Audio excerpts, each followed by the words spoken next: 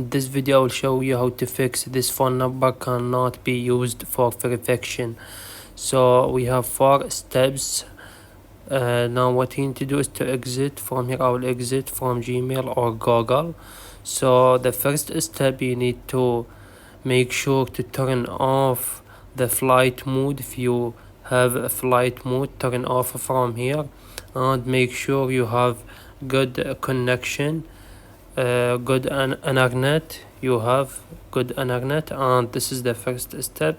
And the second step, make sure you have active phone number, or you can change the phone number to see if this is working, or you can contact the company that is responsible for your phone number and contact them and tell them about this problem, and after that they will fix it to you. This is the second method. And the third method, what you need to do is, which is the best, click on the settings from here and scroll down and click on general. This is work for Android and iPhone, and tap on iPhone storage and search for Gmail app. Click on it from here, this Gmail app, and after that upload the app from here and reinstall it again. Or if you have Android, you can clear cache and data, the same process. And at the same time, click back and you need to search for Safari from here. Click back, and after you clicked back, scroll down, and after you find Safari right here, tap on it, scroll down all the way to the end and click on clear history and website data.